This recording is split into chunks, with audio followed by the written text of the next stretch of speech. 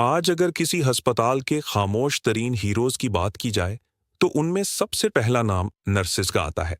वो लोग जो अपनी नींद, आराम और कभी-कभी अपने दुख भी भुलाकर दूसरों की जिंदगी बचाने में मसरूफ रहते हैं। दिन हो या रात, इमरजेंसी हो या आईसीयू, एक नर्स हर उस जगह मौजूद होती है जहां किसी मरीज को उम्मीद की जरूरत हो।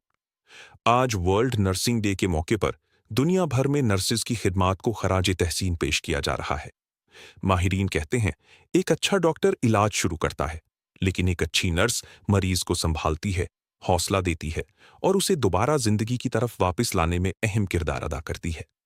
सईद इंटरनेशनल हॉस्पिटल की जानिब से भी तमाम नर्सेस को सलाम पेश किया गया।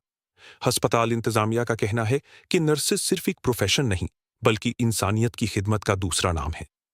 आज का दिन उन तमाम नर्सेस के नाम जो हर मुश्किल लम्हे में मरीजों के साथ खड़ी रहती हैं और अपनी चेहरे की मुस्कुराहट से लोगों को जीने की उम्मीद देती हैं। Happy world nursing day. Saeed international hospital, G11 मरकज, इस्लामाबाद। 033-11-11-11-0675 www.saeedhospital.com।